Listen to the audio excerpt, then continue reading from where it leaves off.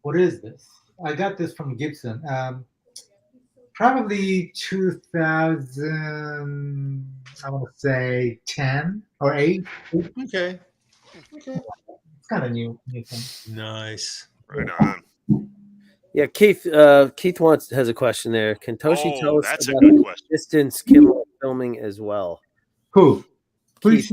Keith Okay. says They're basically asking about when Wolfgang came and played. I think he's asking about playing the song Distance when he came and performed. Actually, that was a remote. Yeah, that was even remote. there, right? Okay. Yeah. I thought that was a remote. Yeah. Yeah. Well, if he came, it was shot earlier on the day, so no one's around because of COVID and stuff like that. Yeah. If memory, if honestly, if memory serves, because that would have been October 2020. Yeah. So that's like right around. Yeah, I kind of feel like the show might have been dark at the time, or going from Jimmy's house.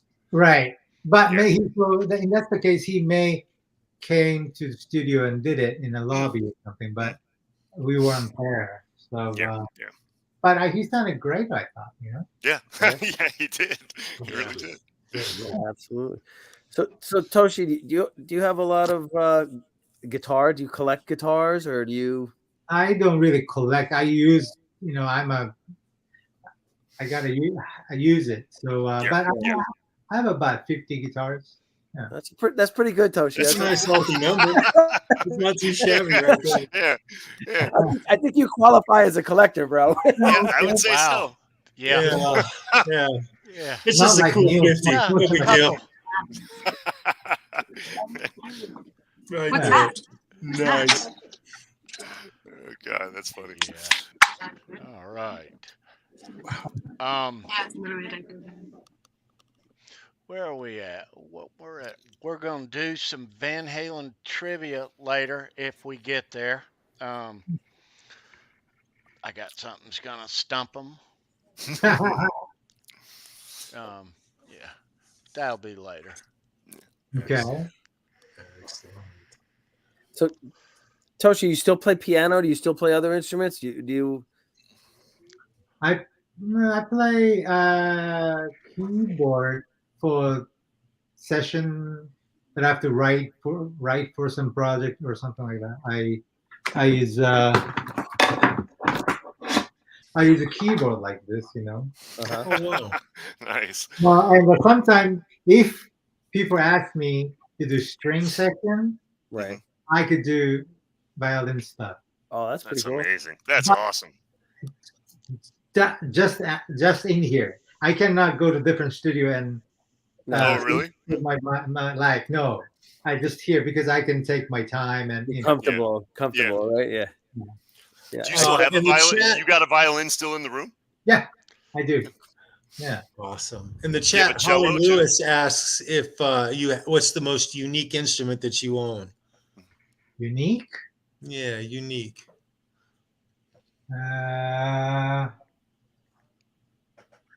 Unique. I'm not sure.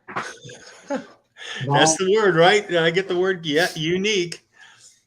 I guess. I don't know. It's not much unique. That's unique. That's unique. That's unique. That's unique, Toshi. Yeah, look at that. That's awesome. Very cool. Yeah. Hey, Toshi, you got a banjo behind you. Is that an actual 5-string banjo, or is that a 6-string? It's a cheater 60. Yeah. I got the same thing. I have a 6-string banjo. I don't want to learn a new tuning at this point. Same, yeah. Yeah.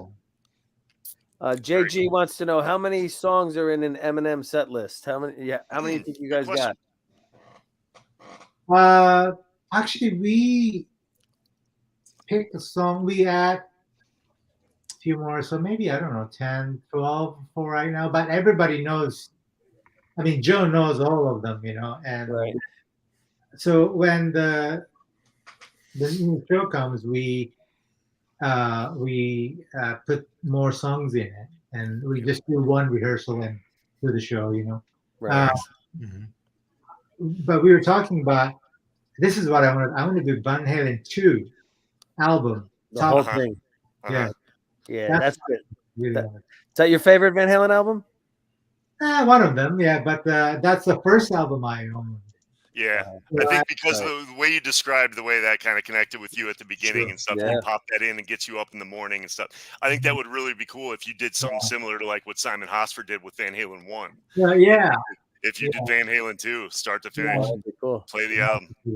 I think Dave Friedman has said that that's his favorite tone of Eddie's. Says I think he said, yeah, it is kind of a ferocious tone. It's right on the edge, that tone. You know, it's like. I just got his deluxe 100. Right. The head. So that has that tone. You know? Nice. Well, there you go. So now you got to use that one then when you do the Van Halen 2. Definitely. Yeah, definitely. Cool. Yeah. It's pretty safe to assume that, I mean, between all the guys in the band and everything, you might not have rehearsed all that many songs, but I'll bet you guys could probably just about play anything, right? Yeah, you could probably get through them all. Like if you were gigging at a place like Bourbon Room or something, and a fan threw out a song choice, do you think you guys would be able to wing it? Probably. I bet you could. Not the later songs, sorry. And not from the 5150 on. I'm not sure. But we can do it too, you know. I like that. I like that album, 5150. So So you guys just do classic Van Halen? So far, but I'm sure we're gonna add more stuff. And also, I don't want to spoil, but I want to do songs from before the first album. Oh, yeah, okay. Like when they did demos. Very cool. Cover the cover. Yeah. Whatever. Like Ed Go Winter song, ZZ Top song. So we want to play those songs as a Van Halen did, you know. So like because that would be cool. Rock and roll hoochie coo. Yeah, right. Rock and roll Get hoochie down coo. tonight. Yeah, definitely. Songs too. So that's a great idea. That would be really neat, actually, to see the Brown M&Ms do a set that was songs that Van Halen covered, but not Van Halen songs. That would actually be a fun night. Because they'd still rock. They'd still sound like Van Halen. Oh yeah. So great. That's a great idea. It feels like, you know, listening to a new Van Halen album, you know? Sure. Yeah. I get a kick out of it, you know? Yeah, absolutely. Yeah. So we had a couple more questions, I think, in the chat. Let's see. Somebody wanted to know if you've ever been to Nashville. Tony, Fruitcake Tony. Yeah, I asked a question. I did. Have you ever spent any time in Nashville before? I think I have a couple times. I was on the road with some Polydor artist, 1996, around there. But not recently. I've been to where's that? What's the South by Southwest? Where is that? Oh yeah, Austin, in Austin, Texas. We've been there twice with our show. So that's cool. Yeah, Nashville. I know a lot of my friends moved to Nashville. I know that's a great music town, you know. So I'd like to visit there. Yeah. Yeah. That's it. And let's see. Was there any other questions in there? I thought. Keith wants to know: do you still have your first guitar that you ever had? Oh, that's a good one. What was it? What is it? I can show it to you. Yeah. All right. This is gonna be a trip down memory lane. I want my first one back. So do I. God. Yeah. Anybody got any more questions? Just throw them up in there, and we'll ask them.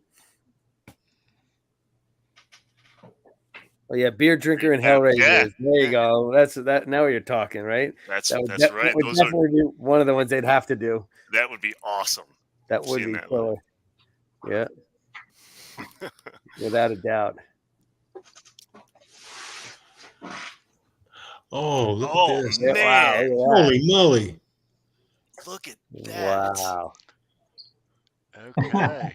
The big potato. Yes. Okay. Oh my goodness. What year is that? Look at that neck. and this is a beer opener, like can. Yep. Yeah. Is that screwed on? That's screwed on? The Yeah, beer opener? yeah, Oh, yeah. that is awesome. That is so Van Halen. And this is called M-U-T-T. Oh, wow. Or I used to call Spock. There you go. I had like a kind of half naked Marilyn Monroe sticker here, but I did the church gig once. They made me take it off. They made me take it off. Oh my God. That's so cool. So this That guitar, is Notice awesome. that clean neck. huh? Yeah, look at this neck, you guys. Oh, yeah. That is 80 fantastic. Right That on. is so cool. 1983, I want to say. I know 4. Wow. Wow. It's a Fernandez neck and ESP body. Uh-huh. Nice. Nice. And does it still play good? Does it still play good? Yeah, it's make a sound. Sure. Excellent. Wow, Thank you you, got Toshi. your first Thank you. That is guitar awesome. I'm kit. glad you showed that. Thank you for pulling that out. That's really, really cool. So one bag and this guitar I came state with. Oh, no kidding. Awesome. Really, that Wow. is such a great story. That's something That is so else. cool. No English, didn't know anybody. Yeah. Chris Hunter wants to know, how old were you when you came to the United States? Just became 19, and one-way China airline from Tokyo airport to San Francisco. Wow. Man. And when did you go to Musicians Institute? How far? 1986 Okay. to 80. Yeah. Yeah. So you not really long after you came here, you went there pretty much, right? Wasn't that long? Year and a half I hung out Bay Area and came down and go to school. That's pretty cool. That is just outstanding. What a charmed life, my friend. It's you've got stories galore, and we'll definitely have to have you back. Hey, so Toshi, Neil, Toshi, Simon is in the chat. He said, "Hey there, Toshi. I can't join you guys properly because I'm in a rehearsal, but he had to say hi. He'll watch the show on the replay. He's going to catch the replay of the show, but he wanted to say good. hello. Simon, you played matchmaker. Hey, Simon. Good. Thank you, Simon. Thank you. There you go. Right on. Love That you, is Simon. awesome. That is You're awesome. welcome. I have to say one thing. I just, since I came to States, and nothing but meeting great people and great friends. It just, those people helped me. So I really thankful, including you guys. Just what a lucky past that I'm having, So I really appreciate. Yeah. That's Well, awesome. if my opinion is that like attracts like, and energy is you put out positive energy, you get that back. So if you have met some incredible people that have helped you along the journey, that actually says a lot about you as a person too, though. So you should, people. Hey, we get to continue watching you, Toshi, on this journey, man. This is an ongoing thing. This is really cool, man. Very, very cool. Go a little bit more. Yeah, you still got more to do. Yeah. Toshi's always been great. Anytime I ever messaged him, ask a question about something, he always answered back, always friendly. You could just tell he loves about guitars, and he just loves to talk about guitars. And so it's just, you're a good guy, Toshi. You definitely are. Yep. Thank you. So you have a lot of us Van Halen nuts out there. We follow you because we know that you're one of us too. So that's Yeah. Right. You have to keep playing, like King said, right? Remember? That's it. Yeah. That's it. Just keep playing. You That's got right. it, right? Right. That's right. Yeah. And it's been an honor meeting you too, Toshi. Yes, it has. My goodness. Yeah. Yeah. Yes. Absolutely. Right. Thank you. Yeah, so Toshi, much. I feel bad. We don't, we've taken a lot of your time, and I know you had a long day. So thank you from everybody here for joining us. Thank you And you're very welcome back. Welcome Thank back anytime, brother. Okay. Yeah. Thank you, guys. Be well. Toshi, we'll talk soon. Well. Okay. Rock on, buddy. Thanks so much, bud. Thank you. All right. Man, that Awesome. was fun. What a guy. Yeah. Wow. What a cool story, man. 19 years old, didn't speak the language, came here with a bag and a guitar, and look at him. He's still got the guitar, man. I know. I know. That is amazing. What a guy. Wow. What a great success story. You know what I mean? Yeah, It's like, yeah. And it couldn't happen to a better guy. You know, you guys, He's a you great said guy. it, John. You said it. What a good guy. yeah, he really is. You know, you're right. You know, I only know him from the last couple of years, just messaging him back and forth about, you know, crazy stuff like that, that piece of gear, you know, and he's always, right. and he's always answers questions about it, talks about it, and what just a nice, genuinely nice guy, a nice person. So Yeah. you root for guys like him. You know what I mean? Yeah. Oh, You yeah. absolutely do. I'll always Absolutely. follow him, you know, and see what he's up to because of that, because he's such a nice guy. Yep. Yeah. We wanted to keep that under our hat a little bit. But that, man, yeah, he's a great dude. Yeah. Absolutely. We'll have his links down in the show. I'm not supposed to have this much fun, you guys. This is really Yeah. flipping time. My goodness. So, hey, Tony, Yo. you want to do the trivia right now? Yeah, well, let's cruise into trivia, and then we'll cruise into the The big topic for tonight. second part of the show. I don't know what we want to call it, but Round two. we'll call it something. But Keep yeah, the reels.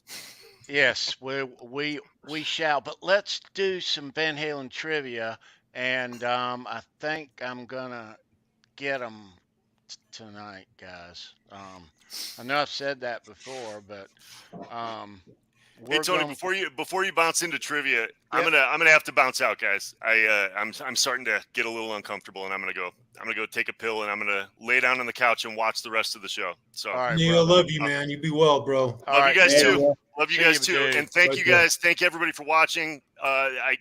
Next week I'll be here longer, little bit by little bit. See you, bro. All right, guys. All right, Neil. Love y'all. Well, my man. All right. Yeah, nice to see Neil, and nice to see him on the mend. We'll play for a white peel off. David Lee Roth, Eat 'em and Smile, pass from 86. I'll mail it out to you if you're the winner. There's an email address down below, trivia winners email. Let's find the question. Good luck, guys. I haven't shown anyone. I haven't shown these guys. We got kind of busy, was why we're a couple minutes behind, but haven't shown them. So I'm gonna show y'all right now. Good luck. Email me your stuff. I'll mail you that David Lee Roth pass out. Thanks for being here. If you love Van Halen, thank you. Please subscribe if you're not. Yeah, we talk Van Halen every Wednesday night right here. Me and these guys. And exciting news coming up in the future that, again, I haven't told these guys about yet. We'll talk about it after the show. But yeah, if you love Van Halen, come hang out on Wednesday. We talk Van Halen every Wednesday. Mammoth WVH too. Let's do this, guys. You ready? All right, here we go. Okay. In 1993 at Molson Park in Barrie, Ontario, on the Right Here, Right Now tour during the encore, Ed played a very special guitar. Describe this guitar. In 93 in Ontario, during the encore, there was a certain guitar, a very special guitar that Ed played. Tell me what it was, and I'll mail you a David Lee Roth pass. Cool? You got this. That's a very good question, Tony. I don't think they're going to get it. That's a good question. I think I know it, but I'm not sure. I do too. Yeah. I do too. I'm right there with you. Right off the bat. Right off the bat. Look at this. Right off the bat. There it There is. you go. Yeah, I do remember that one. Keith Campbell, you knock it out of the park, my brother. It was made of beaver pelts. Gretsch Zeppelin. First pitch home run. I think that was only like, those Music Man guitars. There weren't that many crazy designs on them like that. I remember he had the yin and yang. I remember at Nassau Coliseum he played like the black and white, the yin and yang, sign on that. And then the only other one I really remember being like a crazy paint job, other than the striped one, is the Canadian flag there, maple leaf there. I don't know. Anybody in the chat know of any other ones that were painted up different like that? But I don't really recall there being any. I don't know. Yeah. I don't recall one. Congratulations, Nice, Keith Campbell. Dude. I thought I had him, John. I thought you had him too, Tony. Dude. Yeah. These guys They're a savvy bunch. How? What are you gonna do, man? We're gonna have to do a thing with Keith where it's like when you win a contest on a radio station and you can't enter. Yeah, only once a month. Nah, I'm never gonna do that here. If he wins, he wins. Yeah. I got various colors from that tour from different nights, so I don't want to mail him the same color if he's got one already. Very cool. If he wins, he wins. That's it. I was kind of bummed that Neil left because I was going to have him drag a couple of his guitars out. He was showing us, you guys, and we were going to like pick those apart. They are. Yeah, Neil showed us. Guys, I'm going to say it. Neil built a guitar, and it is absolutely jaw-dropping, spectacular. It's beautiful. Yeah. Spot on, beautiful. And God, I was going to get him to show it off. Maybe next week. Maybe next week. Charles, you got your sneak peek tonight. That's all you got. Yeah, that's what I got. He got a sneak peek tonight. That's it. We both got guitars coming from Neil. Good God, he's knocking them out of the park, you guys. Neil got his heart racing before the show. He showed me something. We couldn't contain him. I love you, Neil. All right, so let's venture in to the next topic, and we'll start it here and go to the end. So we're all aware that of the latest Van Halen documentaries on the Reels channel that aired on Sunday night. Now, apparently there was a couple of them, and which they coupled with a month-old David Lee Roth documentary, so they played them all, I guess, back to back to back on Sunday night. And opinions on these documentaries vary.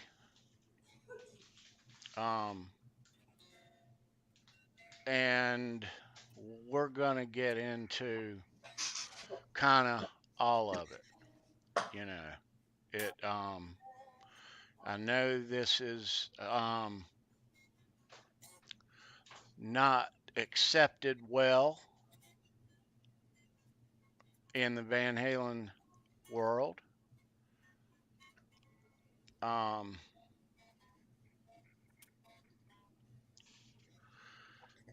So, you guys in the chat, we want to hear what you think. Also, I'm going to tell you what I saw. Now, doing a weekly YouTube show on Van Halen, I check out all things Van Halen.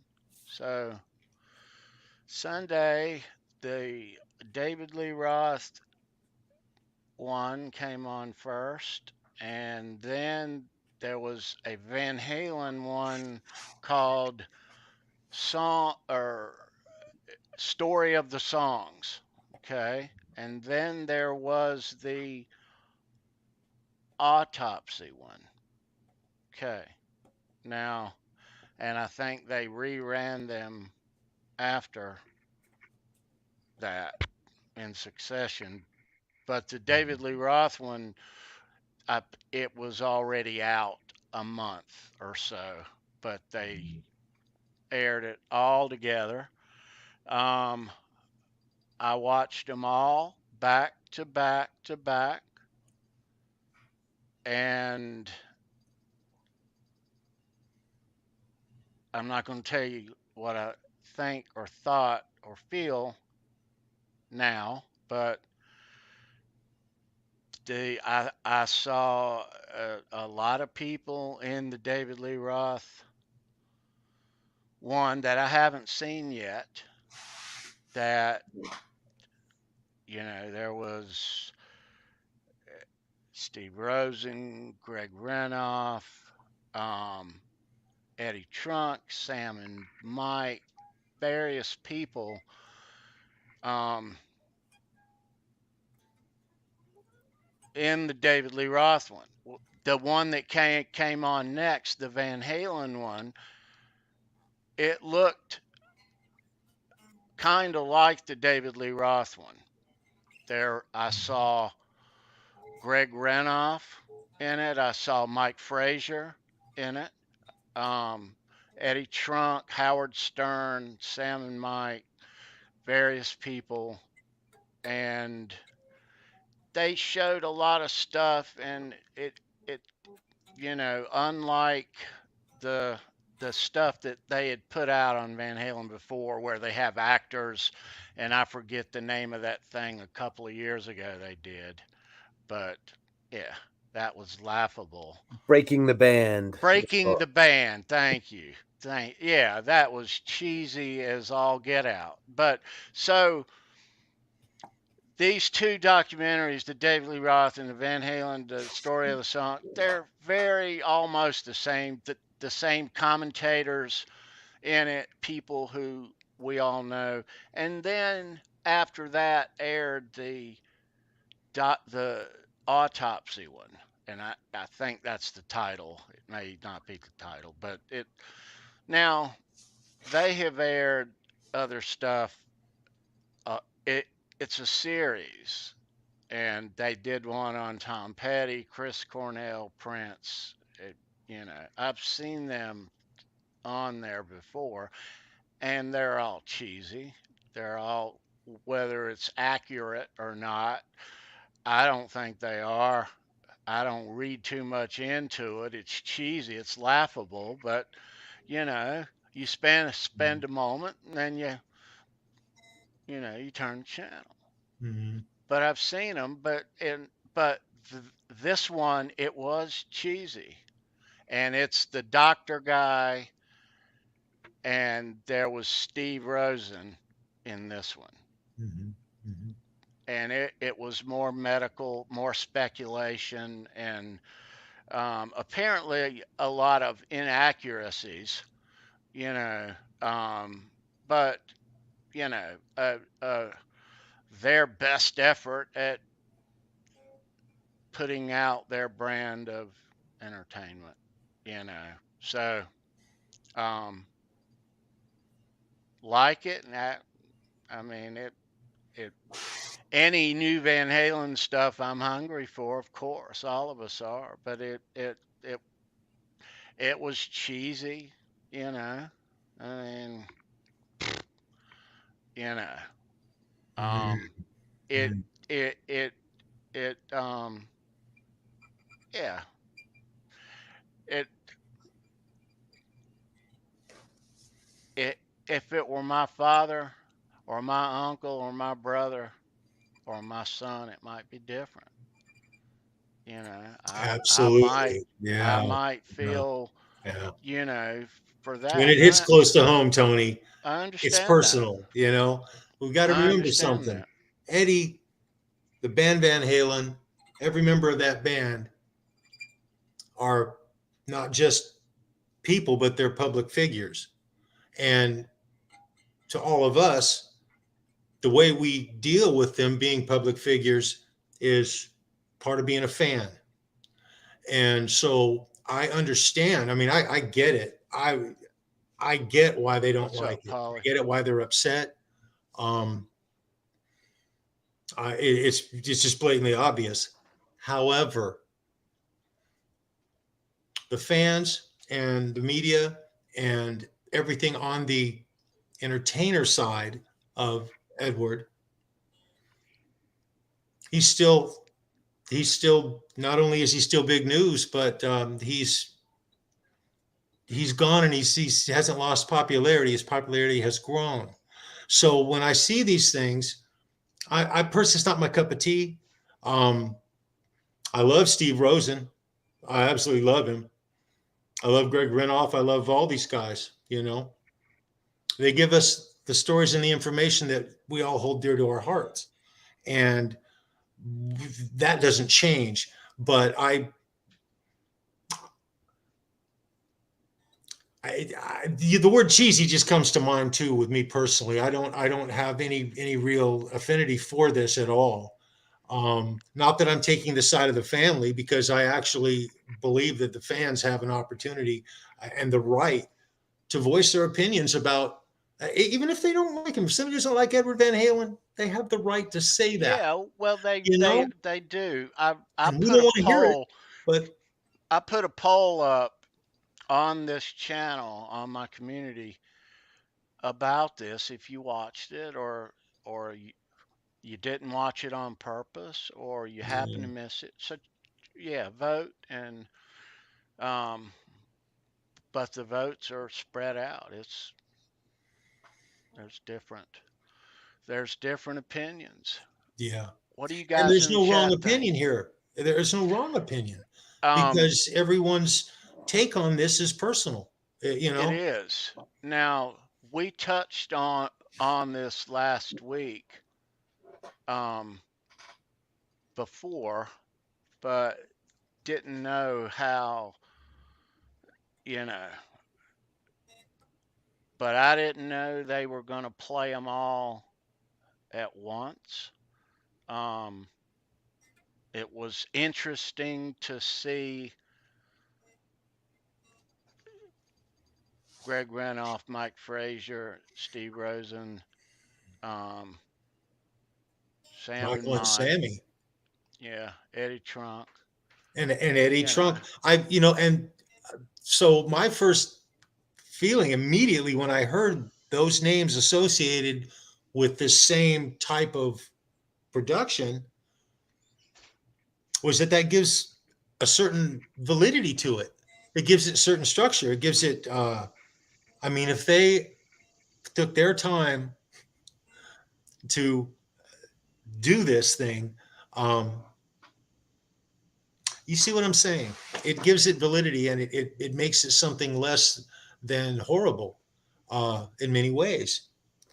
I'm bittersweet. I'm absolutely bittersweet. I'm on both sides of the tracks on this thing, and Well, the makers of those things, they they knew what was coming, yeah, of yeah. course. Um, But you know, it to be fair, I think that, yeah, it if it were my family, yeah, shouldn't have happened, you know. yeah, it's If it were my family, shouldn't yeah, have. After it's very while bittersweet. It watching it, is. shouldn't have. But I will say this, and I said this to Tony privately, you guys. There is no dirt on Eddie Van Halen that I could read, see, gets put out there, and it's going to change my affinity and love for that man or the band or anything that has to do with the history and how I've absorbed that band through my life. I know that Eddie Van Halen was not a choir boy. I've known that since the beginning. They were the original party band, by the way. And so I expect to hear these things. This is not shocking in any way, shape, or form. It's just telling us stuff that we've all kind of known. It's just what it's doing is, I don't want to say sensationalizing it. There's a lot of words that are coming to mind here. I don't want to go negative on it because it is a form of entertainment for some people. There's people who really enjoy those, I guess what do you call them? Documentaries, or I don't even know what you would call them. But the fact that there were the gentlemen that we're talking about here involved in these productions, that gives them a certain sense of legitimacy, credibility. It just does, even if we don't want to hear it, even if we don't like it. And I personally, it's not my thing. I'll just say that. I show interest in it the minute I hear that those gentlemen are saying something. We all want to hear things that are current. And, if Sammy speaks, I want to hear what Sammy says. If Michael says something within a few days, we all, we certainly can hear it. And I'll say our this, curiosity, right? Yes. And guys, Steve Rosen, my God, he was Eddie Van Halen's best friend. Okay. He has stories to tell that he didn't even write in this book. So let's put this in perspective here. I want to see that book. I want to read that book. I want to absorb that book. And I am dying, sorry for the pun, to get to see Steve and get to ask him about it and talk about it. And for us all to experience that, because that is real. It's real. And that's just, that's what we do. Right. But you touched on a good point right there, though. People are hungry for this. Yes. Yeah. Whatever form it is. Yeah. So other than just curiosity, there's a certain people are going to watch it. I'm going to watch it. Respect, though. It's all about respect for the band and for Eddie and for, all the members of Van Halen, the members of the crew, all the guys who give their life for the lineage of this band to continue. I mean, my God, it took a lot of people to put Van Halen on the road, you guys. It's not just the band members, What I want to hear is John's his take on all this.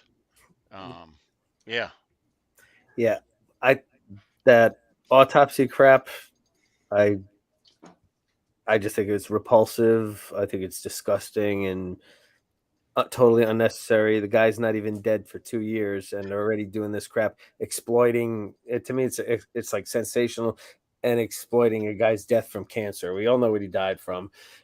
He for the first 20, 25 years, he was an open book. He would talk openly in interviews about his problems and things like that, even his cancer when he first had it. But if you notice in the last 20 years of his life, everything was very close to the vest. He didn't want to talk about his personal health issues and things like that anymore. Rarely did you hear him talk about anything about that. We didn't even know that cancer, he had recurrence of cancer quite a few times over the last 20 years. Everybody thought, oh, he's fine, but he wasn't.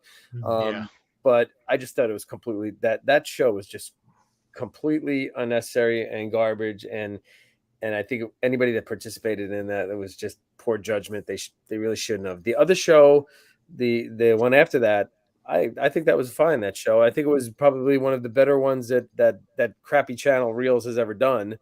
I thought there was some valuable stuff in there. And the other thing that I thought was kind of interesting is that Michael Christopher, Greg Renoff, Mike Frazier, they were all on this program here. And it's funny that, is it a coincidence that the producers of this probably had their staff scouring the internet for people they could probably get to talk to? And do I think maybe they may have stumbled upon this channel and started watching little bits and pieces of this? And because, it's Mike Fraser even. I mean, it's like you didn't see Mike do many of these shows before This is Earth, not Jupiter.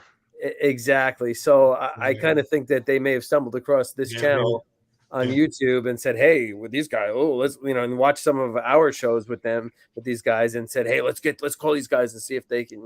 It's possible, quite possible.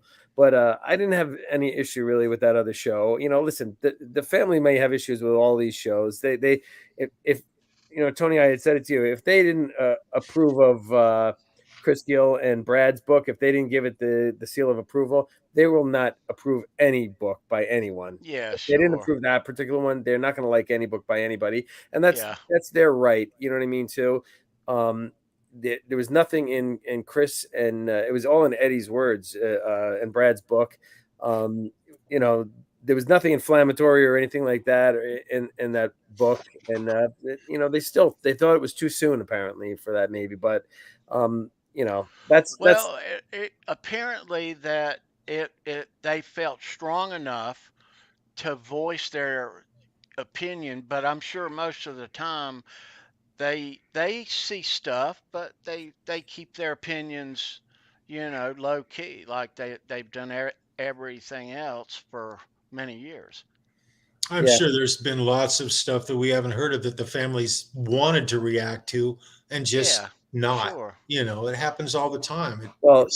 Sometimes you're right, Charles, because sometimes I think if they do react to things, it makes it a bigger issue. And whereas if they just shut their mouth, things go away quicker. Like even with that garbage book by that guy Bennett, why they're not going to feed in. They're not going to feed into that, and they really we all know that there was legal proceedings and things surrounding that book, but they never came out and said anything because they basically wanted it to just disappear. I'm sure, you know what I mean, and which it pretty much has. So Well, what I saw on the Van Halen news desk, and I guess this is their stance on it. The page 1 on Monday morning was Janie's a copy of her post about it, and that night or that next day, that post was gone and it was not replaced with anything, and they have not reported or done a line on those docs from Sunday. So I guess that's their, they're ghosting it. So that's just my observation. I just think it was unfortunate that garbage show that they did, the autopsy one. It was just completely unnecessary. You know what? Maybe it's everybody has their heroes in life. You know what I mean? It's like I don't really care about any celebrities. The only celebrity I ever looked up to was Eddie Van Halen, and my the other person is like my dad. You know what I mean? Those are my two people. Everybody probably has the same thing like that. Oh, the two greatest people. That they're only people. Yeah. Well, they've done that before. The shortly after, they've recently done one on Tom Petty, recently done one and a year back on Chris Cornell, and I'm sure their families felt the same way. Yeah, of course they did. It's too soon, and expect another one about a drummer who we lost not long ago. Yeah, I mean, it's coming. Yeah, absolutely. I'm sure that's coming too. But I just think as a fan of it just bothers me because I don't want to see that stuff. You know what I mean? It's just like I don't want to. I know what happened. I know what happened to the guy. You know what I mean? I don't need to, them to sensationalize this. The final hours and all this nonsense. It's like, it's. I think it's just poor taste, and it's just for, ratings and to generate revenue for them. You're exactly right. That's all it's about. And but I'm not going to feed into that. And I feel like our job, as fans, is to just promote the legacy of the greatest rock and roll guitar player of all time, and that's what I'm going to focus on that. You know what I mean? And I'm sure we all ultimately will do that. But and I understand. It's still a traumatic thing for Wolfgang. It's not even 2 years. He lost his the most important person in his life. You know what I mean? Sure. So I completely sympathize with him, and I think it was just just horrible. But anyway, but the other document, I don't want to talk about that, the autopsy crap, but the other one I thought was actually pretty cool. But you know, it had some interesting, you know, it's interesting that they picked those 6 songs in there, you know. I know that was I weird. thought they gave a little bit of a to the Sammy era because they just focused only on love songs, and there was a lot more than love songs in the Sammy era. You know what I mean? Obviously, the singles and things like that, which you know the record label puts out, because we know Van Halen didn't care. Yeah, put out whatever you want. You know what I mean? Man, But, Dave ain't talking about love. Oh, jeez. yeah, right, exactly. But you know, I think that they were unfair to the Sammy era though because of that. They just only focused on love songs. Why can't this be love when it's love and stuff like that? He just sang the hell out of love songs, though, didn't he? My goodness. No, yeah, absolutely. That was a part of It was. that You're era. right. But I do think there was a lot of good rock songs in the Sammy era too. But they kind of wrote it off as it was just a love song. I don't know. I didn't think that was kind of fair either, though. But. I must say, I was surprised. I see Steve Rosen, then the next clip, Greg Renoff, and then all of a sudden there's Mike Frazier and Michael Christopher. Yeah. Yeah. Excuse me. As soon as I'm watching that, I recorded it and I'm watching it and I'm like, yeah, him, this guy, these are all guys we've had on the show. You know what I mean? It's recently though. Yeah, it was pretty wild, Yeah. Chris Hunter makes a great quote in the chat. I agree 100%, Chris. I agree. I'm looking forward to reading Steve's book, getting him on this channel. We know there's going to be some controversial statements in his book because he's going to tell the truth about his life with Eddie Van Halen. They were best friends for a good block of years, guys. And when we get him on the show and I start talking personally, I'm just talking about me personally, I cannot wait to pick a couple of great points and ask Steve about them. And he will take us there, just like you guys are going to do with him. And we're going to take a trip back in time, man. And it's going to be priceless. And that is just too cool. That's just really what I'm anticipating out of this book. And to share it and for us all to experience it. I mean, that's Van Halen right there. Yeah. And all the other stuff, we know he wasn't a choir boy. My God, none of us were. And so I remember to quote Chris Gill, he made a statement on the show, a very true statement, talking about doing drugs. That's not only is it easy, it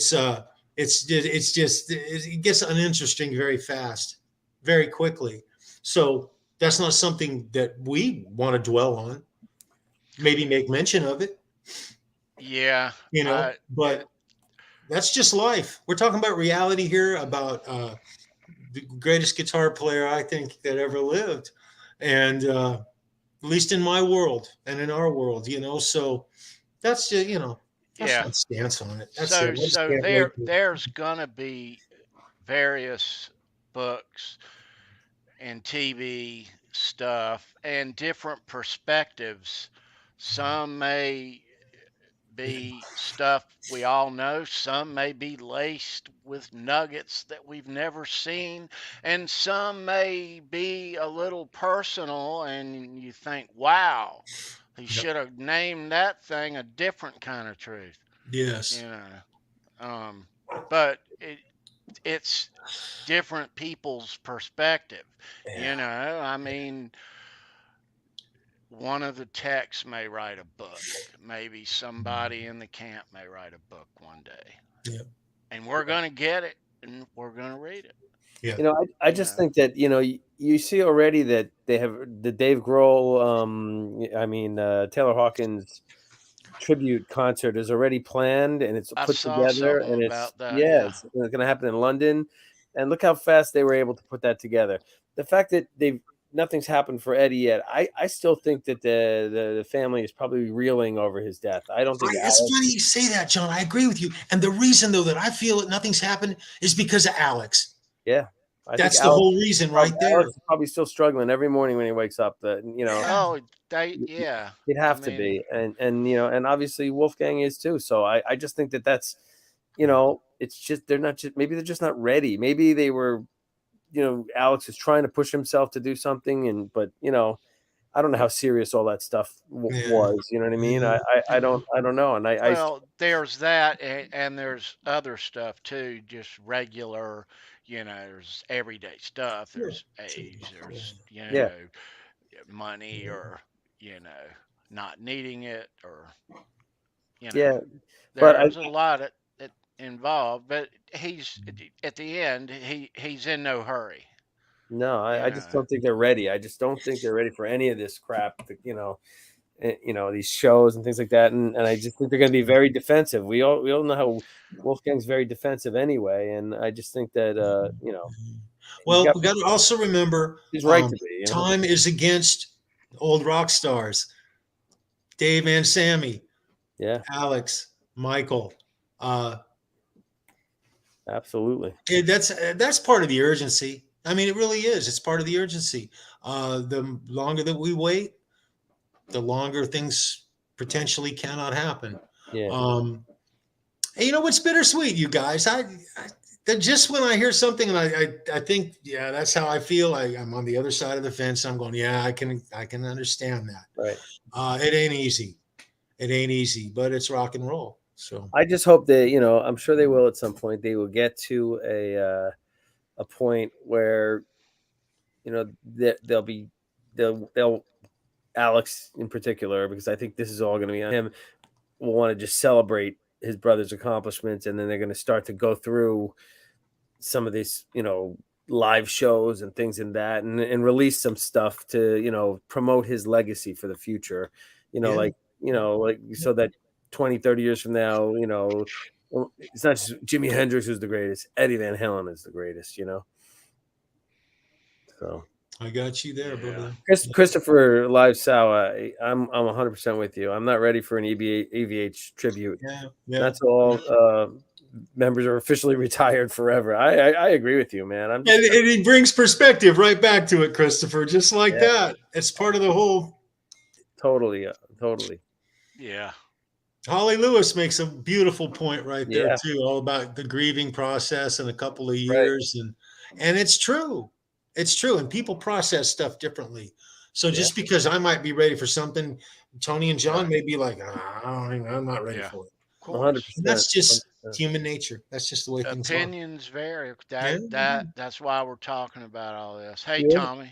Hey, Tommy, it's good to see you, bro. Missing you, buddy. Also saw Shreddy, Joe Gerard in the chat. Everybody wants some. It's good to see you, my man. Yeah. See you.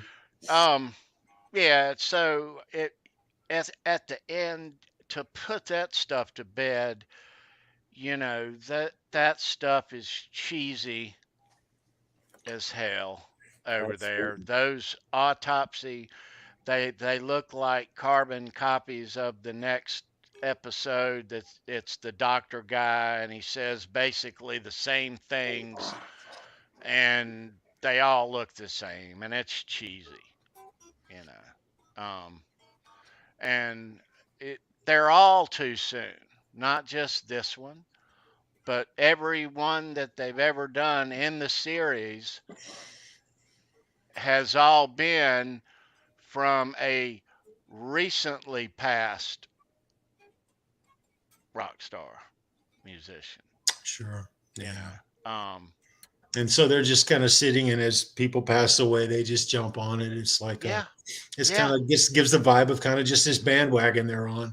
That's part of what John doesn't like. That's part of what I don't like about it. I don't like that sensationalizing death. It's almost like, God, I hate saying this. Steve Rosen, I love you, man. I don't mean this in a negative way to you. It's almost like clickbait on YouTube. Almost like it. You see something about Eddie, you're going to be drawn to it. That's what we do. We're like a moth to a flame. Eddie, oh, boom. Charles, it's like when there's an accident on the highway and everybody slows down to look. That's Yes. It's kind of like everybody wants Yes. to. That's what it is. Yes. Well, I agree. So in the poll I put up, the one that's actually winning and has been the whole time are people that missed it. Now, all of us watch very little TV anymore. Very little TV. Almost And that. I would say some of none. us don't even, it's non existent. You watch everything right here if you're going to watch anything. But so me personally, I watch very, very little TV. The news a couple of times a week to watch the weather, basically. But to watch a little baseball highlights. But there's no VH1 doing behind the musics anymore. There's no MTV. So when this oddball cheese, whatever they do, every time I go there, it's just reruns of Cops. I mean, that's all they play. I mean, I don't watch it. So, but they're the only. There's music, hark. It's Tom Petty. The last hours of Tom Petty. Yeah, he just passed a year ago. Yeah. A couple years. So I watch 5 minutes, 10 minutes, and then I'm like, this is kind of lame, and then you leave. Yeah. But yeah, it is the only music thing on there.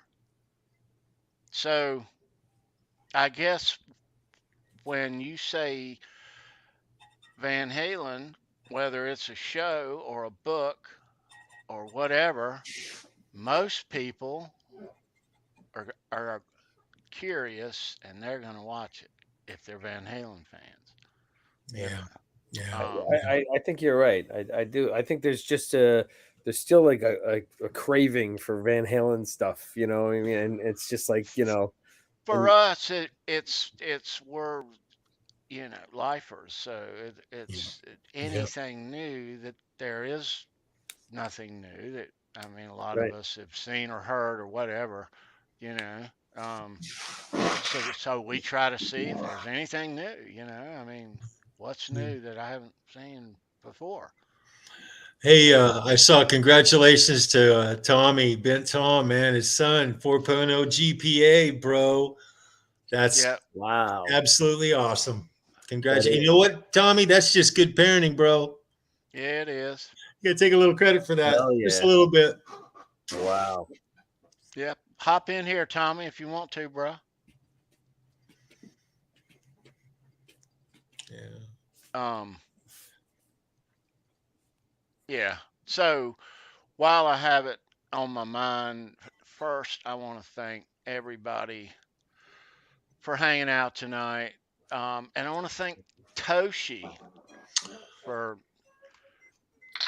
How special was that? Good gosh. Talk about unexpectedly awesome. Yeah. What a great guy. Dynamite, man. We also want to. We got a new stash of these things. Oh yeah. Look at that. From our friend at Legend Picks, Greg, who's been at NAM all week, still at NAM. Hey, if you're watching, Greg, yeah, his links are down below. He's made guitar picks for all these people. He'll make them for you too. Made them for us. And Neil Daly Custom Designs. If you want a guitar built, Tony. I'm telling you guys, next week, Neil. If you hear this, I love you too, Neil. You need to get in here and show a couple of things off. My God, bro, beautiful work. He's beautiful work. And beautiful. Neil showed us some goodies before the show. And, Charles is, Damn. That's all I'm gonna say, bro. Boing. Damn. Yeah. Yes. If you guys dig the cigar box guitars, like that one over there, or they look like this, we know a guy, Brendan rocks. Brendan B Squared. His links are down below. Check him out. I like them all. Very Yeah. cool. Nice. Yeah. Yeah. And if you're not subscribed around here, subscribe, hit the bell, notify you when we go live. It's every Wednesday, 9 p.m. Eastern, right here. We got some exciting news coming up for the future. Yes, we do. Absolutely. Let's see where we are here. We're approaching 2 hours. So I heard, let me find the card here. I heard somewhere, oh gosh, where's the card? Yeah, there it is. I heard somebody say that we were having Bruce Kulick on Show Me Your Pick this Saturday over here on Saturday, where we talk guitar picks and rock memorabilia. But somebody said that we were having Bruce Kulick on the show. Well, I didn't know that we were, but I can guess, and I say guess. I guess I can say that I'm glad we do. You know, so if he shows up, welcome. But no, we're doing Bruce Kulick on Show Me Your Pick this Saturday. Yes. That's gonna be a great show, man. Wow.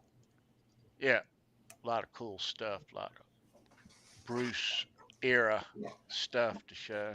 Yeah, that's gonna be fun. Yeah, it is. Very cool. Let's see, where are we at? I know where we're at. We're in Halenville. All right. Am I missing anything, guys? We covered a lot tonight. We did. Covered a lot of ground. Whoa, where'd he go? Had him backstage. There he is. Hey, Tom. Hey, dude. Hey, Tommy. What's going on? What's going on, dude? You're looking good, brother. Thanks. So I understand congratulations are in order. Yeah, 4.0, huh? Yep. Wow. He didn't take any honors courses, so he didn't have a chance to get magna cum laude because of that. Nice. Yeah. Is he close There was by? kids that had like 4.8s, 5.0s. Oh, wow. You know, they take the 1.2 credit. Well, John, you would probably know because your daughter's been through that recently. Like, she's around the same age, I think, as my son, or close to it within a couple of years, I think. Yep. But so if they take those weighted classes, I guess they're 1.2, at least in Pennsylvania. And so, yeah, so you can get up to a 5.0 technically if you do certain things. But anyway. It gives you a chance to overachieve a little bit. Exactly. Yeah. Which is great. Some kids really enjoy that. That's something I just did what I had to do, and then I went down to the music room the rest of the day. Very cool. Nice. Did what I had to do, and then did what made me happy. Yep. Sweet. That's great, bro. But I got my stitches out, so Nice. Cool. Good. yeah, I can show you because it's fully healed. if you want to see something. Still looks kind of creepy because it's brand new, but it's healing nicely though, Tom. that's just skin peeling off because of. Is that just above the first knuckle? It's basically right at the first knuckle, like I right got where you. it meets. So they took the whole thing because there was a separation in the bone right there, and they just cut the tendon. I say just, but that's. I got you.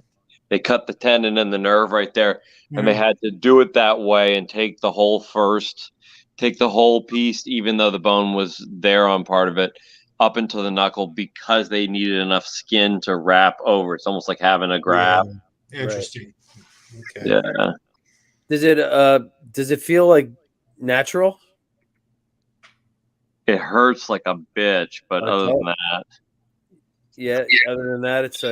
I have pretty high pain threshold, and I'll just say, having a finger amputated, it's up there. It ranks up there. This is worse. This is worse pain.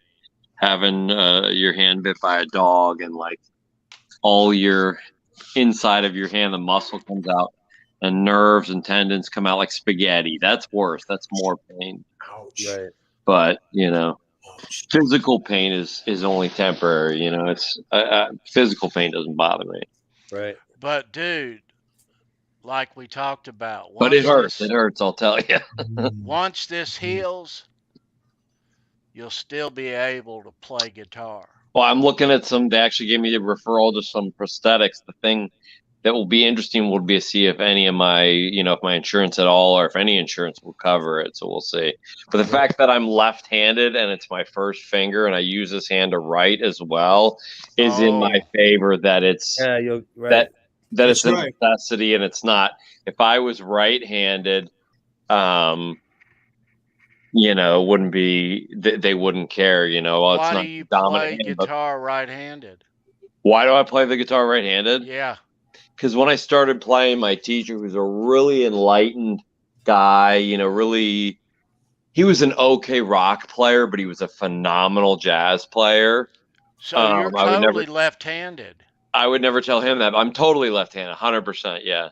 But when I started, I asked him that because I said, well, isn't that like if you're left-handed, you're supposed to play like Hendrix, like you got to play it upside down, or they were just starting to. Yeah. When I started playing in like 1988, I started playing. I was 12 years old in 1988, and they just started coming out with reasonably cheap left-handed models, and he goes, you know what? Just try it and play whichever way is more comfortable for you. So I just started playing right-handed, and he goes, you know what? He goes, try for a couple months. If you don't like it, go the other way. And I said, well, if I'm going to be really into this, and, the first year I was hooked, like, all of us.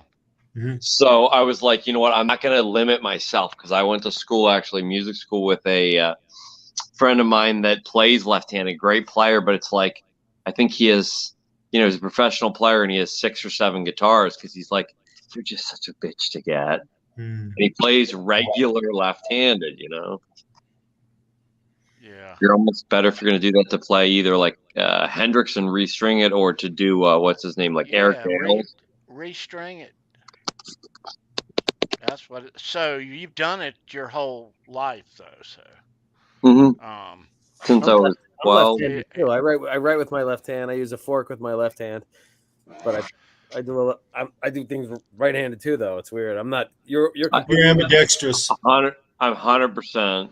I'm even left eye, like in a scope. Yeah. Gun scope. I'm even left eye. My dominant eye is my left eye, but I'm right-handed. Like with a bow, so I'm like a mess. Yeah. Wow. Yeah. I think you're one of those unique ambidextrous ones where it's not fully crossed over, but no, it's weird because I'll golf right-handed. I play guitar right-handed. I eat left-handed. It's funny because the fretting hand to me, I could go like this, and it never was tough, and it was always super easy. But getting really consistent, like tremolo picking for me, is near impossible. It just doesn't feel right. Yeah, it's weird. But doing more, but sorry. No, it's weird how you swap. You're naturally left-handed, and But it feels I mean, right to me. It feels like left or right-handed people should play left-handed to me. Yeah, right. Well, I'm right-handed, but the only thing I've done my entire life left-handed is hit a baseball and a golf ball left. I've And always when you're giving lefty on, yourself a stranger, right? No. but I'm righty. Everything else, but I You got hit that reference, John, golf right? left. I did. That's crazy. But dude, I do think that you won't need any help. I'm gonna get a colored one too. There's these ones that are like some look like carbon fiber and some are carbon fiber, but then there's some that are that kind of more waxy, like rubbery. They're vinyl, but it's a rubberized type vinyl where they put like some depth to it, so it's spongy, like real flesh would be. It kind of has a little give to it, but they come over your finger and it's hard in the part you're trying to make up for, and then the whole thing has a silicone sleeve that comes over it. And I'm gonna get, this guy has like these flat, it's between like a really matte, or it might even be like a complete flat finish, but it's a fully black one, but it's that, like, the dye they use to make it is that blackest black kind of dye. And it's like, if you see this guy, you can see him on YouTube, his finger when he plays, it's his pink, fully black pinky, and it almost like disappears. There it is. It almost disappears sometimes on the neck because it blends in. Wow. I'm like, that's what I gotta do. Yeah. Let me ask you this, Tommy. Go ahead. With when this heals, dude, all guitar playing aside, what are the tip, nerve wise? Are you going to be able to feel, and are you going to have to make new callus? How is all that gonna? I have no idea. I never really developed a lot of calluses, even when I was playing 12 to 14 hours a day in school. My fingers never really, and at the time I was playing 10s, 10 to 46s. Then I went up to 10 to 52s because it was a lot of guys. It was like a macho thing. They were playing heavy strings and a lot of jazz guys. Yeah. You know, like even on their rock guitars had 10s, 11s, you know, then their jazz guitar, they had 12s or 13s. And I don't know why it took so long for people to realize, like, why make it such a hard time? Because when I was a kid, from the time I was 12 till the time I went to music school, I only ever used the 9 to 42. Like, that was the most common. And I was from a small town, so, you know, in Pennsylvania. So most of the small music stores I went to, one was even family owned by a local kid that went to my friend's high school. And, you know, that's what they had. They were like either Ernie balls or like those, like the Fender Bullets, or, you know, like just, you know. And it was, I think they had 8s, 9s, and some places had 10s, and that was it. It wasn't like they had, and then for, you know, for acoustics they had heavier strings, but, you know, they didn't have all these, you know, skinny top, heavy bottom, 8 strings on a Tuesday, soon to G. Light heavies. I do like the light top, heavy bottom though. Depends on the length scale too, right, Charles? Yes.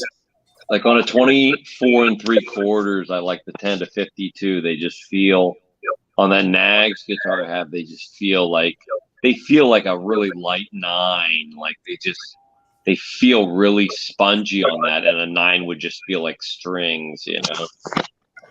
But then there's some guitars, like my old Strat, my 69 Strat, it likes a 9 to 42. Tried 10 to 46, didn't like it. 10 to 38. You know, it's interesting. We're talking about the whole Floyd Rose thing. You know, one of the last pieces of information I remember getting from David Nesdall, rest in peace, was that Floyd guitars, they like 9s, and I would always put 10s on them. And he said that, and I started thinking about it, and I said, well, you know, Dave must know something. I'll give it a shot. And so I started changing them. I have three guitars with Floyd that I have in my collection, and it changed that they all had 10s. I changed them all to 9s, and it was not just better, it was a lot better, and I just wanted to mention that. That's awesome, man. That's one of the last little things that I learned from David Nestall. Rest in peace, David. I missed the shit out of you. Yeah, I miss him too.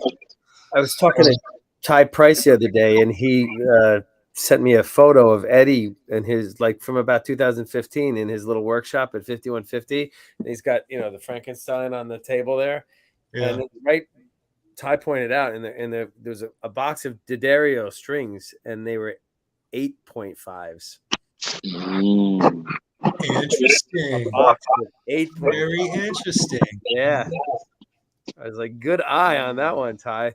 But you know, I know I don't know if maybe he was using them, because I know he had Eddie had pretty bad arthritis in his hands.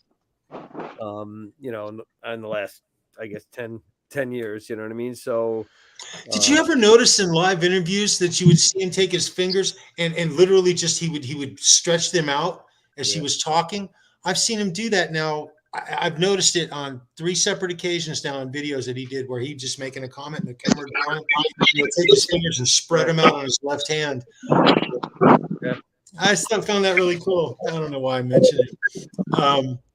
Guys, just to let you know, I was sitting here, my phone was going off, and I was going to give a shout out. I saw Quentin James was in the chat, and he was trying to call me on Messenger, and I kind of ignored it. I'm sorry, Quentin. I was in the middle of doing that, and I ignored a Quentin James Facebook Messenger call, guys. So I'm going to call him back. I'll mute it and call him back. I'm curious. Inquiring minds want to know, right? Hang on.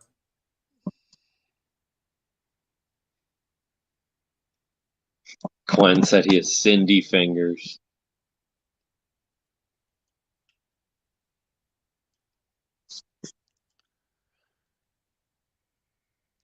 Quentin. When? All right, so where are we at?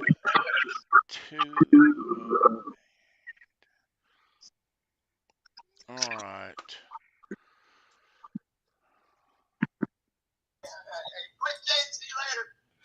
Be well, Quentin. Love you, bro. Be well. That was Quentin James, you guys. By the way, I want to give him a shout out. He went live. He goes live from time to time, and I very seldom am able to even time it and jump in. I always see it after the fact.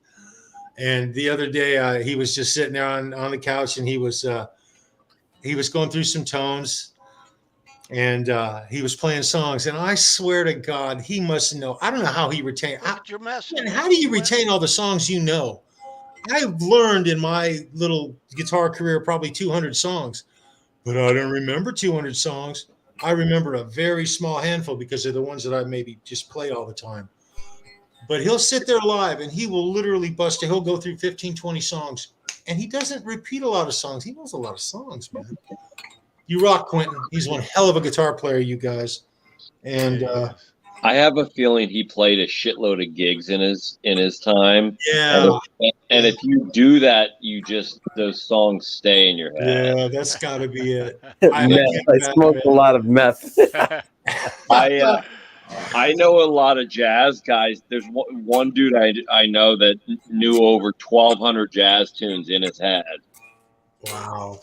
Had the heads and all the changes memorized. And could play remember we had Brian Jones on the show, and he said that when he got the call from Dave, he had to learn, was it 22 Van Halen and Roth era songs in 1 week to get on a stage with David Lee Roth and perform. I can't fathom that. I can't imagine having that responsibility for that end result in 1 week's time on that many songs. That just goes to show you the level of artist that it takes. Some people just learn. I don't think it's like how long you've been doing it. Some people just learn. This guy. I had a friend in high school that, like, the weekend the Sex and Religion Vi album came out, He played one of the tunes, including the rather intricate solo live at his band's gig that like Saturday night. Wow. Very cool. Very cool. But he would just do it. He would learn stuff note for note off the record. But all he had to do was listen to a song once, and he could pretty much play it. He'd go back and learn the solo, but his ear was like the best I've ever heard. He knew for a while he was really into Fish, and he knew you could name any Fish song and he could play it. Wow. Wow. That's just a gift. He would just learn whole albums. Like he knew, like. Who were you talking about earlier, a friend of mine. A friend of mine that lives in Florida. I went to school with. No, Charles. Quentin James. Okay. I was talking about Quentin James. No, I mean about to learn the songs. Oh, Brian. What did I say? Brian Jones. Yeah, Brian Young. Brian Young. I'm so sorry. Sorry about that. I meant Brian Young. Yeah. My bad. My bad. Sorry, Brian. Love you, man. What was cool about that is when they met, and the first night of the tour, they had hired a new drummer, Jimmy DeGrasso, and David. He expected he got there that week and expected to see Dave and meet everybody and rehearse and this and that. And he knew the songs, and it's showtime, and where's Dave? And they start, and he said there was a breakdown part of the song, of a song, and they introduce everybody. On guitar is Brian Young, on bass James Lomenzo, and he said he danced over beside Brian and said, "What's the drummer's name?" That's outstanding, man. That's great. Oh man. Yeah. Good point, Quentin. That is a big point right there, brother.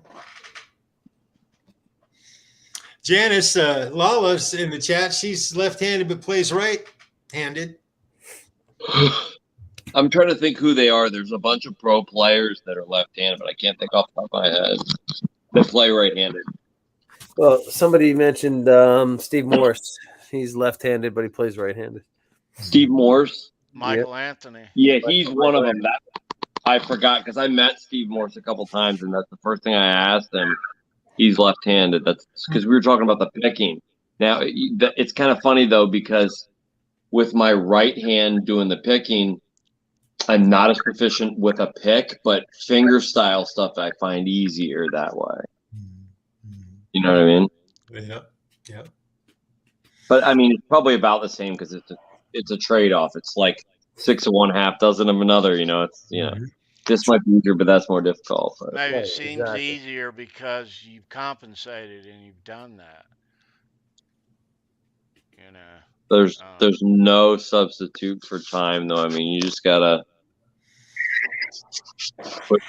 put the time in either way. You know. I mean, you see, I was watching that guy today that I'm sure you've seen him. He has he does busking. I don't know what city he lives in. I forget where he lives in the U.S., but he has on a Panama Jack kind of hat. He has no arms, but he plays with his feet. Have you seen that guy? I've seen, yeah. I'm watching his videos today. His name's Brock. Yeah. He's a Line 6. He actually endorses Line 6 in products, I believe. Well, I know that guy. This is a different guy. But anyway, that guy's awesome too. But anyone who can do that, or the guy that was playing at the Steve Vai Academy camp thing, have you seen him? He plays with his feet. I don't think I have. Spreads his balls off. Wow. Or his toes. That's amazing.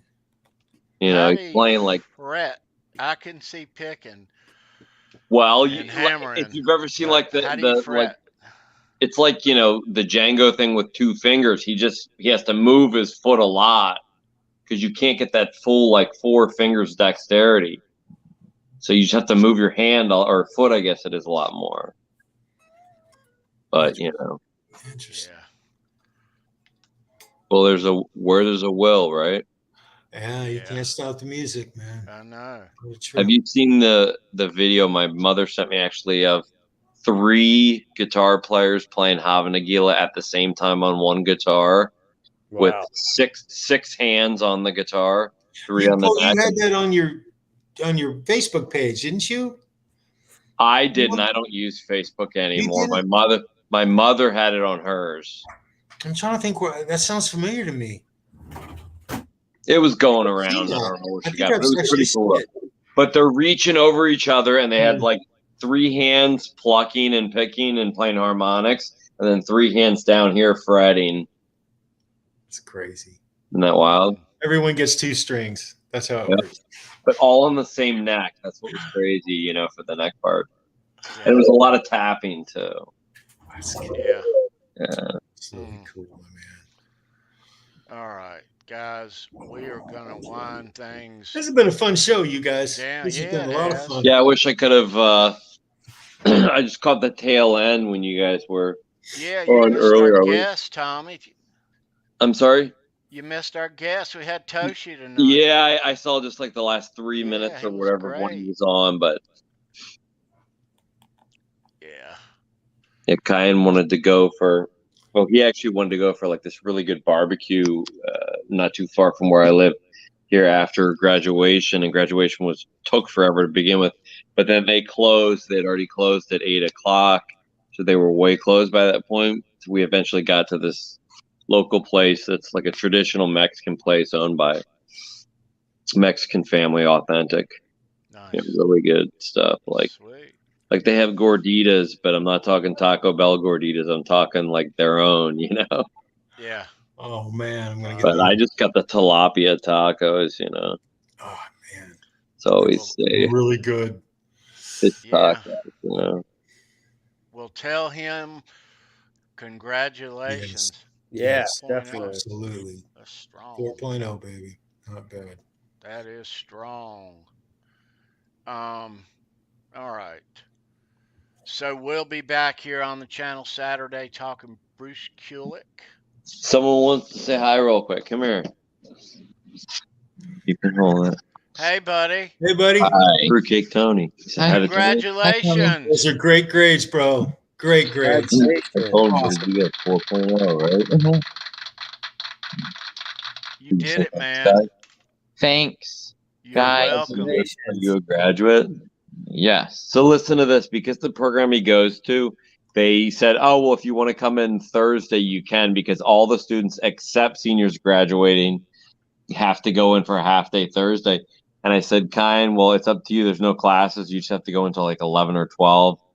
Tomorrow, do you want to go in? And he was like, no way. Right? Actually, yes. You were like, I'm graduating. I'm done, right? Uh-huh. Yep. And you're going to work this summer, aren't you? Yes. 4-day-a-week work program, right? Yes, I am. Yep. Excellent. Yes. Nice. Thank you. You're welcome, buddy. You're welcome. Congratulations. Right. Love you, bud. See you, Kyan. See ya. Close the door. Awesome, Tommy. Good kid, yeah. Happy boy today. Yes, sir. Yeah, good day. Right on. Right on. All right. Let's look. All right. John and Charles, Neil Daly, thank you guys. This has been a fun show. Yeah, so it was good to air this stuff out because it is out there and everybody's got a take on it. Not the funnest or the most pleasant topic, but it is on page 1 and it needed to be talked about, at least amongst us and you guys in the chat. It's nice to hear where you stand, and if you hadn't cast your vote on the community page here on the channel, if you watched those documentaries or not watched them or purposely not watched them, or there's a lot of options. So cast your vote and thank you for that. And we'll be right back here again next Wednesday talking all things Van Halen. You guys hang out backstage, I got news to tell you guys. Very Hey, good Janice. news We're that we glad will you came back as share well. with the world soon enough. Yeah. This has been a lot of fun. Yes. Love Wednesday night. Mm-mm-mm. Talk Van Halen every Wednesday night. What can be better? Jeez. I can talk Van Halen all night long. Yes. So thank you, everyone. Have a great week. Looking forward to the weekend. We'll see you right back here. Any last words there, Charles? Hey, this is Halenville, you guys, and around here, it doesn't matter if you go north, south, east, or west. Every single road leads straight to Van Halen. Oh, yeah. Have a great week. Do something nice for someone this week, just out of the blue. And rock on. Take care. Be well. Peace out.